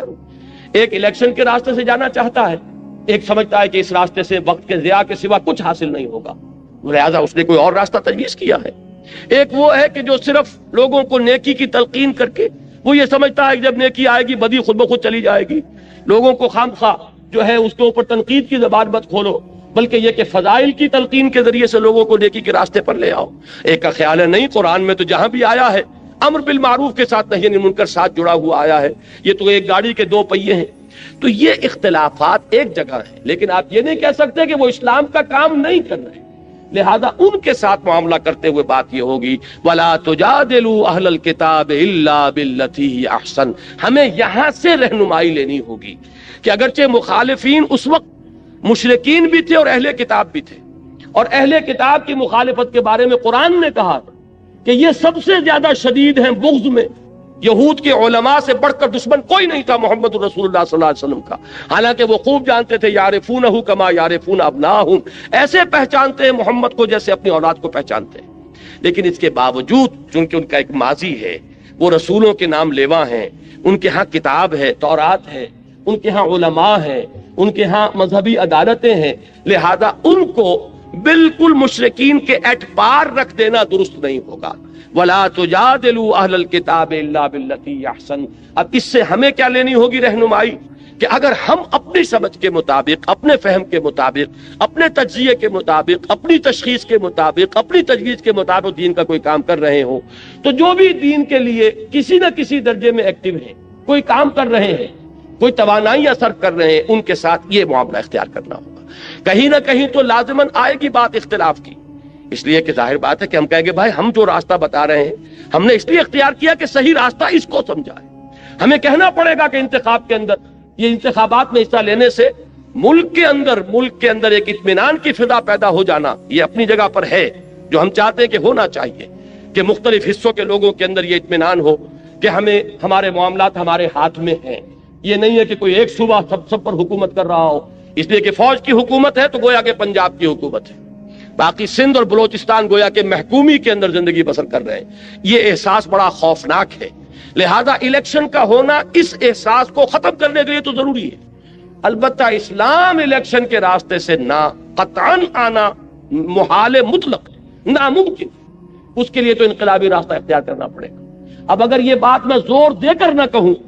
تو میری اس بات کے اوپر کون توجہ کرے گا، کون آئے گا میرے اس راستے پر، کون میرا دست و بازو بنے گا، کون میرا ساتھ دے گا؟ تو مجھے یہ بات تو کہنی پڑے گی، لیکن یہ ہے کہ اس میں وہ تمام احتیاطیں ملحوظ رہیں کہ بہرحال وہ بھی جو کچھ کر رہے ہیں دین کے لیے کر رہے ہیں، اپنی سمجھ کے مطابق دین ہی کی خدمت ہے، ان کے سامنے بھی یہی ہے، چاہے وہ جمعیت علماء ہو، چاہے تبلیغی جماعت ہو، جماعت اسلامی ہو۔ تو ہمیں یہاں سے یہ دوسری ہدایت ہے کہ جو اخذ کرنی ہے، وَلَا تُجَادِلُوا أَهْلَ الْكِتَابِ إِلَّا بِالَّتِي أَحْسَنُ إِلَّا الَّذِينَ ظَلَمُوا مِنْهُمْ۔ یہ ذرا مشکلات القرآن میں سے یہ مقام، سوائے ان کے جو ان میں سے ظلم پر، سرکشی پر، تعدی پر اور حق تلفی کے اوپر کمر کس لے۔ اب یہ استثناء کس سے ہے؟ دو نتیجے اس کے نکل سکتے ہیں۔ ایک اللہ نے دوسرے اللہ کو کینسل کر دیا تو اس کا مطلب یہ ہوا کہ ان سے جھگڑو ہی نہ، اس کے منہ ہی نہ لگو۔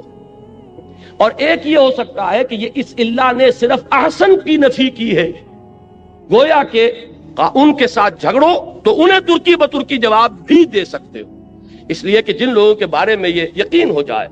کہ یہ نہ سننا چاہتے ہیں، نہ ماننا چاہتے ہیں، نہ کوئی معقول بات سننے کے لیے تیار ہے، انہوں نے مخالفت پر کمر کس لی، انہوں نے فتوی بازی شروع کر دی ہے راستہ روکنے کے لیے، تو ظاہر بات ہے کہ اگر ان کے ساتھ بھی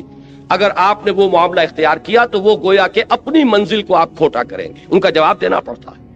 کسی وقت سختی کا جواب سختی کے ساتھ دینا پڑتا ہے، لیکن اس میں بھی بڑی احتیاط کی ضرورت ہوگی۔ یہ دونوں مفہوم اس میں موجود ہیں۔ اچھا، اب جو بات یہ تو ہوئی منفی بات، مثبت بات کیا ہے؟ یہ انداز اختیار کرو وَقُولُوا آمَنَّا بِالَّذِي أُنزِلَ إِلَيْنَا وَأُنزِلَ إِلَيْكُمْ، یہ کہو ان سے کہ ہم ایمان رکھتے ہیں اس چیز پر بھی کہ جو ہماری طرف نازل کی گئی اور اس پر بھی جو تمہاری طرف نازل کی گئی، چونکہ اہل کتاب کا ذکر ہے، ہم تو تورات پر بھی یقین رکھتے ہیں، ہم انجیل پر بھی یقین رکھتے ہیں، اگرچہ جو تورات تمہارے پاس ہے اس میں تحریف ہو گئی ہے، لیکن اس کی تصدیق قرآن کرتا ہے کہ تورات اللہ کی کتاب تھی جو اللہ نے موسیٰ علیہ السلام کو عطا فرمائی۔ جو انجیل آج تم پیش کر رہے ہو اگرچہ منو عن اس کو ہم نہیں مانتے، لیکن یہ بات ہم مانتے ہیں کہ وہ انجیل یقیناً اللہ کی کتاب تھی کہ جو اللہ نے حضرت عیسیٰ علیہ السلام کو عطا فرمائی۔ تو قولوا آمنا بالذی انزل الینا وانزل الیکم، ان سے کہو ہم تو ایمان رکھتے ہیں، ہمارے اندر تو کوئی تعصب نہیں، کوئی عصبیت نہیں، کوئی گروہ بندی نہیں، ہم تو ایمان رکھتے ہیں اس پر بھی کہ جو وہی ہماری طرف کیا جا رہا ہے قرآن، اور ایمان رکھتے ہیں ان کتابوں پر بھی جو تمہاری طرف نازل کیا گیا ہے۔ وَإِلَٰهُنَا وَإِلَٰهُكُمْ وَاحِدٌ، اور ہمارا اور تمہارا الہ ایک ہے، ایسا نہیں ہے کہ وہ کوئی دو الہ ہو، ہم تو توحید کے ماننے والے ہیں، تمہارا پیدا کرنے والا بھی وہی جو ہمارا پیدا کرنے والا ہے، موسیٰ کا بھیجنے والا بھی وہی جو محمد کا بھیجنے والا ہے علی نبینا علیہ الصلوۃ والسلام۔ تو ہم تو اس الہ واحد کو مانتے ہیں، وَنَحْنُ لَهُ مُسْلِمُونَ، اور ہم نے تو اپنے آپ کو اس کے سپرد کر دیا ہے، اس کے سامنے سر جھکا دیا ہے، ہم نے اپنے آپ کو اس کے حوالے کر دیا، اس الہ واحد کے حوالے کر دیا جو ہمارا بھی الہ تمہارا بھی الہ، ہمارا بھی معبود تمہارا بھی معبود، ہمارا بھی خالق تمہارا بھی خالق، جو محمد کا بھیجنے والا بھی اور عیسیٰ اور موسیٰ کا بھیجنے والا بھی صلی اللہ علیہ وسلم علیہ الصلوۃ والسلام۔ لہذا یہ انداز جب آئے گا تو اس سے کیا نتیجہ نکلتا ہے کہ ایک انداز یہ ہوتا ہے بس ہم ہی ٹھیک ہیں، باقی سب کوئی ان کی کوئی بنیاد نہیں، کوئی حقیقت نہیں۔ آپ کو جہاں پر بھی جو حق نظر آئے اس کو تسلیم کیجیے، جہاں خیر نظر آئے اس کو مانیے، تاکہ لوگوں پر یہ اثر قائم ہو کہ ان کے اندر تعلی نہیں ہے، تکبر نہیں ہے، یہ بس ہم چما دیگرے نہیں، یہ انداز ان کا نہیں ہے کہ ہم ہی ہم اور کوئی نہ ہو، بلکہ یہ حق جہاں بھی پایا جاتا ہے اس کو مانتے ہیں، صحیح بات جب سامنے رکھی جائے فوراً تسلیم کرتے ہیں، حقیقت جب آئے لپٹ کر قبول کرتے ہیں، جیسے کہ حضور نے فرمایا الحکمت ضالۃ المومن هو احق بها حیث وجدها، حکمت اور دانائی کی بات تو مومن کی گویا کہ گمشدہ متاع ہے کہ وہ سب سے بڑھ کر حقدار ہے اس کا جہاں بھی پائے، سچی بات جہاں ملے گی وہ ہماری جاگیر ہے، حقیقت جہاں ہے وہ ہماری میراث ہے، دانائی جہاں سے بھی ملے وہ ہماری گمشدہ متاع ہے۔ یہ انداز ہونا چاہیے کہ یہ حق کے ماننے والے ہیں، یہ کسی جماعتی عصبیت میں مبتلا نہیں ہو گئے کہ اپنے بزرگ تو بہت بڑے اور دوسروں کے بزرگ چاہے ان کے اندر کتنے ہی کمالات ہوں ان کو کوئی حیثیت دینے کو تیار نہیں۔ میں نے تازہ میثاق میں جو ایک طویل مضمون لکھا تھا، تنظیم اسلامی میں شامل ہوئے ہیں نوجوان علماء میں سے ایک اہم شخصیت مولانا سعید الرحمان علوی، تو ان کے حوالے سے میں نے جو میثاق میں لکھا ہے مضمون، اس میں یہی بات واضح کی۔ ہمارے ہاں دینی حلقے اور دینی جماعتیں جو ہیں اس طرح کے واٹر ٹائٹ کمپارٹمنٹس میں منقسم ہو گئے کہ اگر کوئی دیوبندی ہے تو ظاہر بات ہے کہ دیوبندی علماء سے اس نے پڑھا، دیوبندی علماء کی صحبت اس نے اٹھائی، ان کی عظمت کا نقش اس پر قائم ہوا، اب وہ انہی دیوبندی جرائد کو پڑھتے ہیں، دیوبندی کتابیں جو ہیں انہی کو پڑھیں گے، تفسیر پڑھیں گے تو دیوبندی علماء کی پڑھیں گے، لہذا ان کا پورا وہ ذہنی جو ہے وہ انحصار ہو جاتا ایک حلقے کے اندر، دوسرے حلقے میں کوئی عظمت ہے تو انہیں نظر ہی نہیں آئے گی، وہاں اگر کوئی علم کی بلندی ہے تو وہ اس سے واقف ہی نہیں، کوئی اونچی شخصیتیں گزری ہیں انہیں پتہ ہی نہیں، اب وہ بریلوی ہیں، کوئی خیر آبادی ہیں، کوئی بدایونی ہیں، کوئی فرنگی محلی ہیں، کوئی اہل حدیث ہیں، اب یہ مختلف طبقات ہمارے یہاں ہیں، جماعت اسلامی والے ہیں تو ان کے اپنے جرائد ہیں، ان کے اپنے اخبارات ہیں، ان کے اپنے رسائل ہیں، وہ انہی کو پڑھیں گے، انہی کی آنکھوں سے دیکھیں گے، انہی کے کانوں سے سنیں گے، ان کو جو عظمت اپنے حلقے کے لوگوں میں نظر آئے گی دوسروں میں نظر ہی نہیں آئے گی۔ اب اس کا جو ہے اس کو جب تک آپ توڑیں گے نہیں دین کا غلبہ نہیں ہو سکتا۔ اگر یہ کہ اپنے ہی حسن کا دیوانہ بنا پھرتا ہوں اور اپنے ہی بزرگوں کا پروانہ بنا پھرتا ہوں تو ان کے بزرگ وہ ہیں، آپ کے بزرگ یہ ہیں، آپ کے اور ان کے درمیان قدر مشترک کہاں سے آئے گی؟ تو اس بات کی ضرورت ہے کہ مختلف حلقوں کے لوگ جمع ہوں یہاں پر آ کر، تاکہ مختلف لوگوں کے جو ماضی ہے ان سے واقفیت پیدا ہو، ان کے ہر حلقے کی جو عظیم شخصیتیں گزری ہیں ان سے تعارف ہو۔ جب ان کی عظمت کا بھی نقش آئے گا تو دل کے اندر جو تنگی پیدا ہو گئی ہے اس میں کشادگی پیدا ہوگی انشاءاللہ العزیز۔ تو یہ چیز بھی ہمارے دین کی اقامت کی جد و جہد میں بہت اہم ہے کہ اپنے سینوں کو کشادہ کریں، نگاہوں کو کھولیں، کانوں کو کھولیں، صرف یہ نہیں کہ بس کسی ایک ہی گھڑے کی مچھلی اور کسی ایک ہی کنویں کے میڈک بنے ہوئے ہیں، بلکہ چاہیے کہ دوسرے حلقوں کو دیکھیں، ان کے کتابوں کا مطالعہ کریں، ان کے جو بزرگ ہیں ان کے بھی حالات زندگی جو ہے ان کا مشاہدہ کریں، تو اس طریقے سے دلوں کے اندر بھی کشادگی ہوگی اور قریب آئیں۔ یہ آیت اس اعتبار سے اقامت دین کی جد و جہد میں نہایت اہم ہدایت نمبر 2 ہوئی، وَلَا تُجَادِلُوا أَهْلَ الْكِتَابِ إِلَّا بِالَّتِي أَحْسَنَ إِلَّا الَّذِينَ ظَلَمُوا مِنْهُمْ وَقُولُوا آمَنَّا بِالَّذِي أُنزِلَ إِلَيْنَا وَأُنزِلَ إِلَيْكُمْ وَإِلَٰهُنَا وَإِلَٰهُكُمْ وَاحِدٌ۔ وَنَحْنُ لَهُ مُسْلِمُونَ۔ اب یہ تیسری آیت جو ہے یہاں سے چھوڑ دیجئے، اب آگے آئیے۔ تیسری ہدایت اب آ رہی ہے سورہ عنکبوت کی، اب یہ آیات ہیں 55 سے اور 60 تک۔ یا عبادی الذین آمنوا ان ارضی واسعۃ فایای فاعبدون کل نفس ذائقۃ الموت ثم الینا ترجعون والذین آمنوا وعملوا الصالحات لنبوئنہم من الجنۃ غرفا تجری من تحتها الانہار خالدین فیہا نعم اجر العاملین الذین صبروا وعلی ربہم یتوکلون وَكَأَيٍّ مِّن دَابَّةٍ لَا تَحْمِلُ رِزْقَهَا اللَّهُ يَرْزُقُهَا وَإِيَّاكُمْ وَهُوَ السَّمِيعُ الْعَلِيمُ۔ اس کے ساتھ ہی آیت نمبر 64 بھی پڑھ لیں۔ وَمَا هَٰذِهِ الْحَيَاةُ الدُّنْيَا إِلَّا لَهْوٌ وَلَعِبٌ وَإِنَّ الدَّارَ الْآخِرَةَ لَهِيَ الْحَيَوَانُ لَوْ كَانُوا يَعْلَمُونَ۔ یہ پوری جو میں نے آیات آپ کو پڑھ کر سنائی، ان کا اہم ترین مضمون ہے ایمان بالآخرہ۔ اصل میں موٹیویشن جو عملاً ملتی ہے انسان کو، اور اس راہ میں قربانی کے لیے جو اس میں آمادگی پیدا ہوتی،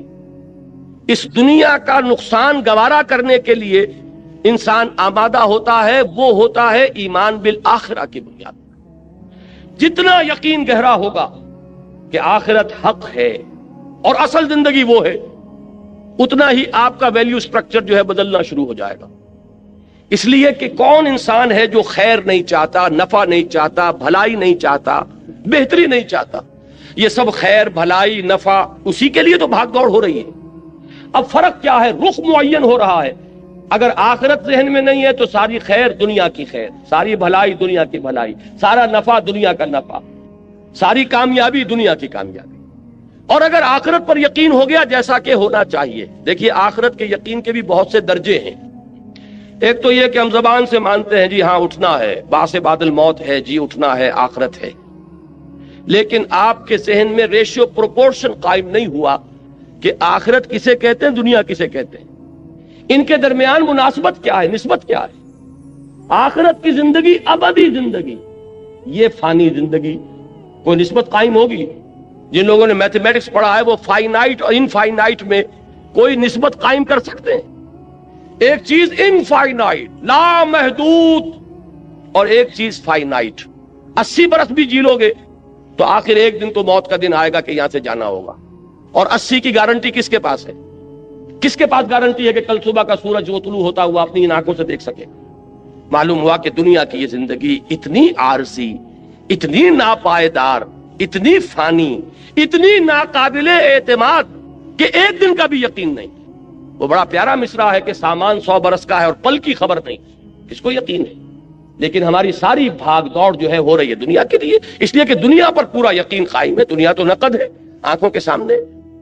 اب اگر یہ چیز ذہن میں قائم ہو جائے کہ وہ ابدی زندگی، ہمیشہ کی زندگی، بلکہ ابھی اس آیت کا ترجمہ کر لیجئے جو آخر میں پڑھی ہے، وَمَا هَٰذِهِ الْحَيَاةُ الدُّنْيَا إِلَّا لَهْوٌ وَلَعِبٌ وَإِنَّ الدَّارَ الْآخِرَةَ لَهِيَ الْحَيَوَانُ لَوْ كَانُوا يَعْلَمُونَ۔ یہ اس دنیا کی زندگی تو سوائے کھیل اور تماشے کے کچھ ہے ہی نہیں۔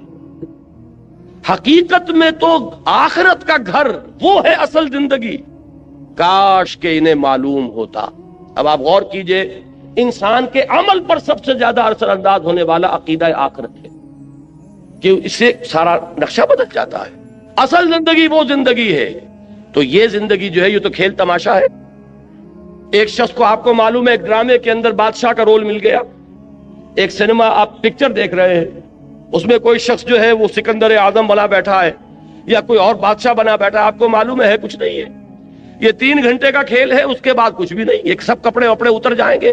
اور وہاں جا کر جب یہ اپنا کپڑا اتار دے گا تو وہی فلاں ابن فلاں رہ جائیں گے، اللہ اللہ خیر سمجھ۔ کوئی فقیر اس کے اندر فقیر کا رول پلے کر رہا ہے، وہ فقیر تو نہیں ہے، وہ بھی ایک ایکٹر ہے، یہ بھی ایک ایکٹر ہے۔ تو دنیا کی یہ زندگی آپ 30 برس کی شمار کر لیں، وہ 3 گھنٹے کا ایک کھیل ہے، یہ 30 برس کا ایک کھیل ہے۔ 30 برس اس لیے کہہ رہا ہوں کہ پہلے 20 برس تو ویسے نکال دیجئے کہ وہ بھی شعور کے نہیں ہوتے، اور 50 برس کے بعد سے آپ کی ڈھلوان شروع ہو جاتی ہے، 70-80 پر پہنچنے کے بعد تو آدمی پھر ہو جاتا ہے وَمَن نُعَمِّرْهُ نُنَكِّسُ فِي الْخَلْقِ، کہ جتنا بوڑھا ہوا اتنا ہی بچہ ہو گیا۔ معلوم ہے اس کے درمیان میں کتنی ہے، 30-40 برس کی ایک ایوریج ہے، جو آپ کی فعال زندگی ہے، جس میں کہ آپ کچھ بناتے ہیں، محنت کرتے ہیں، بھاگ دوڑ کرتے ہیں، کسی نے کارخانہ بنایا تو اسی میں بنایا، کسی نے کاروبار جمایا تو اسی میں جمایا، کوئی پروفیشن میں شائن کر رہا ہے تو وہ بھی یہی وقت ہے۔ اب سوال یہ ہے کہ یہ وقت ہے میرے پاس کل، اور وہ زندگی ابدی زندگی ہے، تو اب اس کا بیشتر اور بہتر اس کے لیے انویسٹ کروں گا کہ نہیں کروں گا؟ یہ بالکل منطقی بات ہے، 2 اور 2 4 کی طرح کی بات۔ اگر آخرت کا یقین نہیں ہے، یا یہ کہ آخرت کا یہ یقین تو ہے کہ آخرت ہوگی، لیکن دل میں آپ نے چور پیدا کر لیے ہیں کہ فلاں ہستی کے دامن سے بندھے ہوئے ہم تو نکل جائیں گے، ہمیں پکڑنے والا کوئی نہیں ہے، ہم نے فلاں کے ہاتھ میں ہاتھ دے رکھا ہے، وہ ہمیں لے جائے گا، یا وہاں کسی کی سفارش کام کر جائے گی، یا وہاں پر ہم تو بخشے بخشائے ہیں، نحنو ابناء اللہ واحباؤہ، ہم تو اللہ کے بیٹوں کے مانندے بڑے چہیتے ہیں، آگ ہمیں چھو ہی نہیں سکتی، اگر چھوئے گی بالفرض تو چند دن، لن تمسنا النار الا ایاما معدودات۔ اب یہ خود اپنی جگہ ایک مستقل موضوع ہے میری مکمل تقریر کا، کہ عقیدہ آخرت سے انحراف کی 6 شکلیں ہیں، کہ بظاہر ایک شخص کہتا ہے کہ میں آخرت کا ماننے والا ہوں، حقیقت میں ماننے والا نہیں، اس لیے کہ اس نے اس کو کسی چیز سے ضرب دے دی ہے، 0 سے ضرب دے دی ہے، تو 0 سے تو جو بڑے سے بڑا عدد ہے ضرب کھائے گا تو 0 ہو جائے گا، تو عقیدہ آخرت کو عقیدہ شفاعت کے ساتھ جوڑ دیا، 0 ہو گیا۔ عقیدہ آخرت کے ساتھ نحن ابناء اللہ واحباؤہ، ہم جو کچھ بھی ہیں لیکن تیرے محبوب کی امت میں ہیں، وہ آخرت تو 0 ہو گئی۔ پھر کیا اس کا فکر رہے گا؟ کیا اس کی آپ کو کوئی فکر دامن گیر ہوگی کہ اس کے لیے کچھ بنانا ہے، کچھ اس کے لیے سامان کرنا ہے، آخرت کے لیے کوئی توشہ آخرت فراہم کرنا ہے؟ کوئی ضرورت ہی نہیں، اس لیے کہ ہم جو کچھ بھی ہیں تیرے محبوب کی امت میں ہے، لہذا جنت تو ہمارا پیدائشی حق ہے، وہاں تو ہماری ریزرویشن موجود ہے، لہذا کوئی خوف نہیں۔ اب یہ شکل جہاں ہوگی وہ عقیدہ آخرت بالکل معدوم ہو کر رہ جائے، اس کا آپ کے عمل پر کوئی اثر نہیں ہوگا۔ لیکن یہ 6 ہیں اس سے مراحل، جس کو میں اس وقت تفصیل سے بیان نہیں کر سکتا۔ اس وقت جو مجھے بتانا ہے وہ یہ ہے کہ پریکٹیکل موٹیویشن، ایثار اور قربانی۔ ابھی میں آ رہا تھا، میرے ساتھ ایک ساتھی تھے، ہماری تنظیم اسلامی شکاگو کے اہم کارکن ہیں، وہ آئے ہوئے ہیں 3 مہینے کے لیے یہاں پاکستان، اور میرے ساتھ سفر پر آئے۔ انہوں نے اپنی ایک آبزرویشن میرے سامنے بیان کی کہ میں یہ دیکھتا ہوں کہ دین کے لیے جو لوگ کام کرتے ہیں، لیکن اگر انہیں کوئی نقصان ہو جاتا ہے یا کوئی تکلیف ہوتی ہے تو بجائے اس پر کہ اس پر ان کے چہرے پر بشاشت پیدا ہو، پشمردگی آ جاتی ہے، حالانکہ بشاشت پیدا ہونی چاہیے۔ یہ میں نے کہا کہ آپ کی آبزرویشن جو ہے یہ بہت صحیح ہے، بہت درست ہے۔ اس کا سبب کیا ہے؟ سبب یہ ہے کہ ہم کسی وجہ سے، عام طور پر ہمارے ہاں دین کا کام جو ہو رہا ہے وہ کوئی کمیونٹی ورک کے طور پر ہو رہا ہے، کوئی ایک قومی جد و جہد ہے، جیسے پاکستان کی تحریک تھی، قومی جد و جہد تھی، لیکن ہم نے اس میں نعرہ اسلام کا لگایا، پاکستان کا مطلب کیا؟ لا الہ الا اللہ۔ اسی طریقے سے ہمارے ہاں بہت سے لوگ بظاہر دین کا کام کر رہے ہوتے ہیں، لیکن ان کی اصل موٹیویشن جو ہے وہ آخرت کی نہیں ہوتی، آخرت کا یقین ان کا جذبہ محرکہ نہیں ہوتا، آخرت پہ جس درجے کا پختہ ایمان ہونا چاہیے وہ حاصل نہیں ہے۔ ورنہ تو یہ کہ یہاں کا گھاٹا ہو کر، گھاٹا دیکھ کر انسان کو خوشی ہونی چاہیے کہ یہاں جو مجھے ڈیبٹ ہو رہا ہے وہاں کریڈٹ ہو رہا ہے، یہاں جو نقصان ہو رہا ہے وہاں میری عاقبت بن رہی ہے۔ یہ یقین اگر ہوگا تو اگر کوئی تکلیف آئی تو بجائے پشمردگی کے استبشار پیدا ہوگا۔ یہ سورہ توبہ میں لفظ استعمال ہے، فَاسْتَبْشِرُوا بِبَيْعِكُمُ الَّذِي بَایَعْتُم بِهِ، تو خوشیاں مناؤ، تم پر تو بشاشت طاری ہونی چاہیے۔ جیسے حضرت خبیب کا لفظ آیا تھا کہ جب انہیں سولی دی جا رہی تھی تو جب پہلا نیزہ جو ہے ان کے کلیجے میں چبھویا گیا تو ان کی زبان سے بات نکلے، فزت ورب الکعبہ، کعبے کے رب کی قسم میں کامیاب ہو گیا۔ یہ اگر بشاشت کی کیفیت نہیں ہے تو اس کا سبب کیا ہے کہ معلوم ہوتا ہے کہ آخرت پر ہمارا یقین اتنا پختہ نہیں، ورنہ اللہ کے وعدے راح و ریحان و جنت و نعیم، وہ جنت کے جس کے نعمتیں وہ ہیں کہ جن کا ہم اس دنیا میں تصور تک نہیں کر سکتے، اگر اس کے وعدے پر یقین ہے۔ اسی لیے سورہ عنکبوت کے پہلے رکوع میں آیا تھا، میں نے پوری تفصیل سے بیان کیا تھا کہ یہ نہ سمجھنا کہ تمہارے ساتھ جو ہم وعدے کر رہے ہیں، من کان یرجو لقاء اللہ فإن اجل اللہ لآت وهو السمیع العلیم والذین آمنوا باللہ والذین آمنوا وعملوا الصالحات لنکفرن عنہم سیئاتہم وَلَنَجْزِيَنَّهُمْ أَحْسَنَ الَّذِي كَانُوا يَعْمَلُونَ۔ یہ سارا کس لیے کہ یقین رکھو تمہاری یہ محنتیں اکارت نہیں جائیں، تمہارا یہ اثار، تمہاری یہ قربانیاں، تمہاری یہ مشقتیں یہ ان ریوارڈڈ نہیں جائیں گی۔ تمہارا وہ پروردگار دیکھ رہا ہے، اے بلال جو تم پر بیت رہی ہے تمہارا رب دیکھ رہا ہے۔ اے خباب، جو کچھ تم پر اس وقت گزر رہی ہے تم اپنے رب کی نگاہوں میں ہو۔ فَإِنَّكَ بِأَعْيُنِنَا، ہم سب کچھ سن رہے ہیں۔ اے بلال، اس حال میں کہ تمہارے سینے کے اوپر بھاری سل رکھی ہوئی ہے اور اوپر سے سورج آگ برسا رہا ہے اور نیچے سے زمین توے کی طرح جل رہی ہے، اس وقت بھی تمہاری زبان سے جو لفظ نکل رہا احد احد احد احد، اللہ سن رہا ہے کہ میرا ایک بندہ ہے جو اس مشقت کے اندر بھی میری توحید کا نعرہ لگا رہا ہے۔ تو یہ چیزیں یوں ہی نہیں چلی جائیں گی، اس کا بھرپور صلہ تمہیں ملے گا، بھرپور بدلہ ملے گا۔ جب تم ہمارے حضور میں حاضر ہوگے خلعتوں سے نوازے جاؤ گے۔ اگر یہ یقین پیدا ہو جائے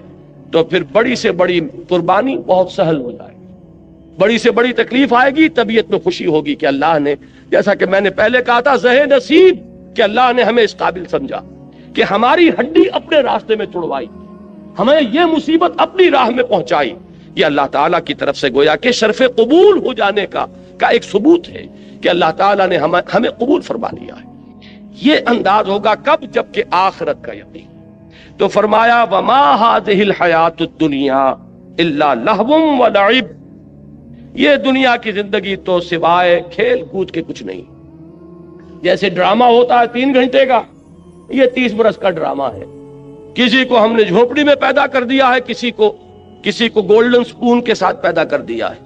سلور سپون نہیں، گولڈن سپون۔ لیکن یہ کہ یہ بھی جب آنکھ کھلی گل کی تو موسم تھا خزاں کا، ذرا سی دیر ہے ادھر آنکھ کھلی، وہ 60 کروڑ تقسیم ہوئے ہوں یا 60 ارب تقسیم ہوئے ہوں،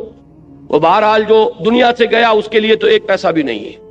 یہ بات اچھی طرح سمجھ لیجئے کہ چاہے کوئی وڈیرے کے گھر پیدا ہو گیا، کوئی جھوپڑی میں پیدا ہو گیا، یہ اس دنیا کی زندگی ہی کا ہے نا ایک رول۔ ہو سکتا ہے کہ جو یہاں کسی جھوپڑی کے اندر اپنی زندگی کے دن گزار رہا ہے اور کسی چٹائی پر بیٹھا ہوا ہے، وہ وہاں ان عالی شان محلات کا وارث بنے، جیسا کہ یہاں آ رہا ہے من الجنت غرفا تجری من تحتها الانہار خالدین فیہا، وہ جنت کے وہ ان کو جھروکے ملیں گے، وہ بالا خانے ملیں گے جن کے دامن میں ندیاں بہتی ہوں، جیسے کہ سورہ صف میں ہم پڑھا ہے وَمَسَاكِنَ طَيِّبَةً فِي جَنَّاتِ عَدْنٍ، جنات عدن میں بڑے پاکیزہ گھرانے ہم نے ان کے لیے تیار کیے۔ جو یہاں جھونپڑی میں بیٹھا ہوا ہے،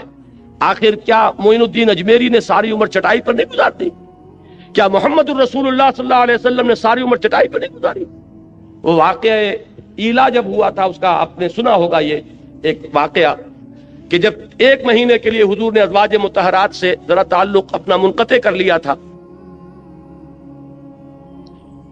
سورہ احزاب میں اس کا مفصل ذکر موجود ہے۔ تو حضرت عمر، حضور ایک بالا خانے پر تنہا علیحدہ تھے کیونکہ ازواج سے لا تعلقی کر لی تھی۔ حضرت عمر حاضر ہوئے، نیچے کوئی 6 صحابی بیٹھے ہوئے دروازے پر، ان سے کہا کہ اطلاع دیجئے کہ عمر حاضری کی اجازت چاہتا ہے۔ حضور کو اطلاع ہوئی، حضور نے اجازت دے دی، آئے۔ جب حضرت عمر داخل ہوئے ہیں اس بالا خانے میں تو حضور اٹھ کر بیٹھ گئے۔ آپ نے اس وقت کرتا اتارا ہوا تھا، یعنی آپ کا جسم جو ہے وہ بس تہبند تھا، باقی جسم کے اوپر کپڑا نہیں تھا، اور آپ ایک چٹائی پر اس وقت استراحت فرما رہے تھے۔ جب اٹھ کر بیٹھے تو حضرت عمر نے دیکھا کہ کمر کے اوپر اس چٹائی کے نشان پڑ گئے، جیسے کہ آپ کا اکثر آپ کا مشاہدہ ہوگا، آنکھوں میں آنسو آ گئے حضرت عمر کے۔ حضور نے پوچھا عمر کیوں رو رہے ہو؟ انہوں نے عرض کیا کہ حضور، قیصر و کسریٰ کے لیے دنیا میں کیا کیا ساز و سامان، کیا ناز و نعم، کیا ان کے لیے آسائشیں ہیں،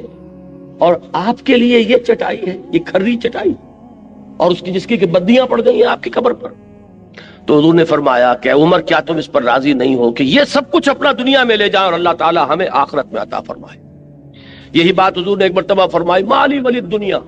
انما مثلی کراکب استظل تحت شجرۃ ثم راح فترکھا، مجھے تمہاری اس دنیا سے کیا سروکار، میری مثال تو اس سوار کی سی ہے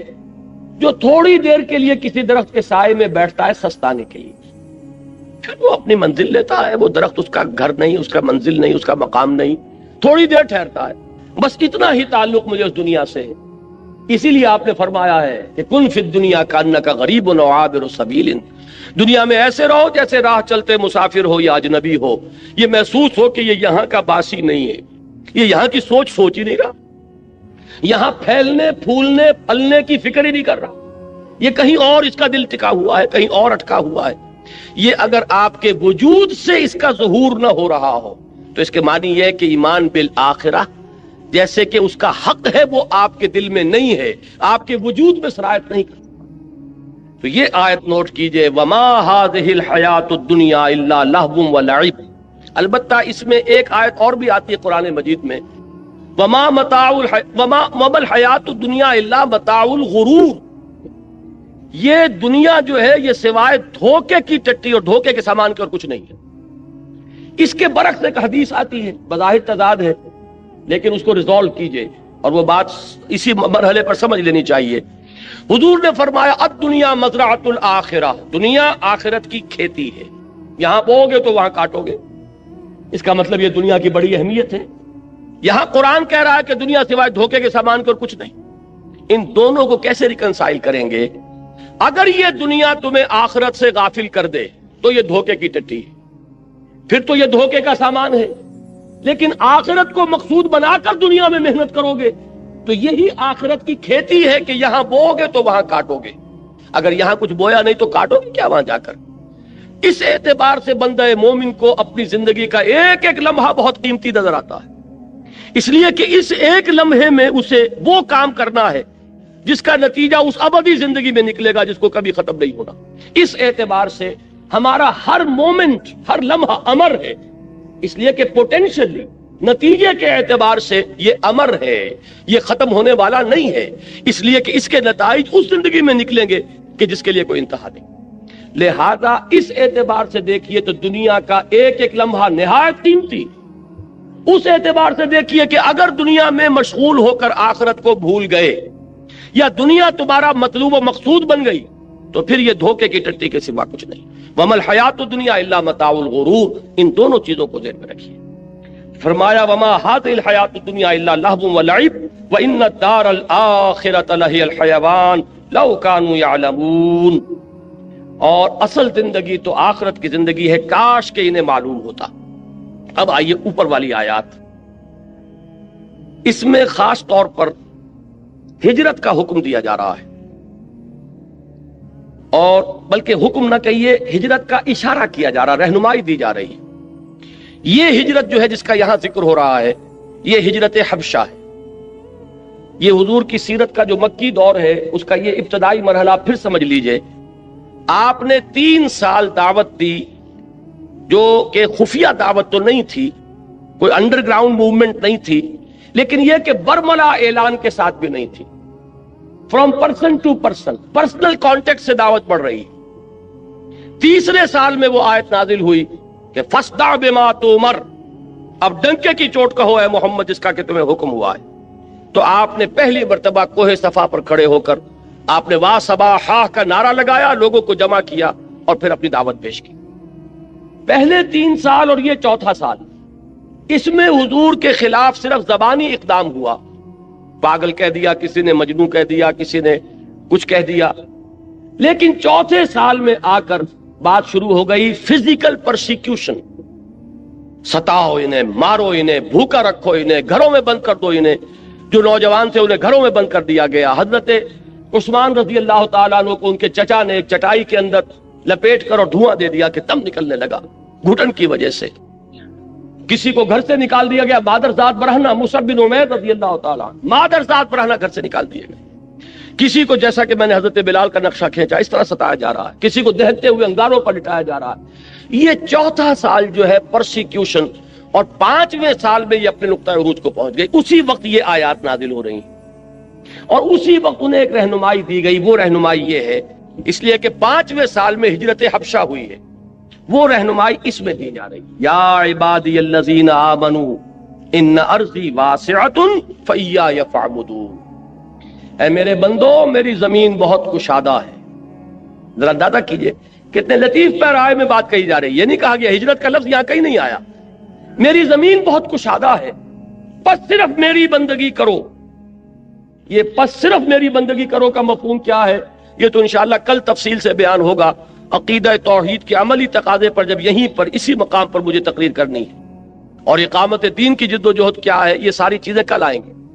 لیکن اس وقت صرف یہ نوٹ کیجئے کہ یہاں کہنے کا مطلب کیا ہے کہ اگر کسی ایک مقام پر رہ کر تم میری بندگی نہ کر سکو تو تم اس مقام سے، اس ملک سے، اس جگہ سے بندھے ہوئے نہیں ہو، اور میری زمین تنگ نہیں، جہاں بھی تم جا کر جہاں میری بندگی کر سکو، میری اطاعت کر سکو، میرے احکام پر چل سکو، اس ملک کی طرف ہجرت کر جاؤ، اس سرزمین کو چھوڑو اور چلے جاؤ کسی ایسی جگہ پر، اور یہ ہے کہ میری زمین کشادہ ہے۔ اگر تم زمین سے بندھے نہ رہو گے تو انشاءاللہ تعالیٰ تم پاؤ گے کہ تنگی نہیں۔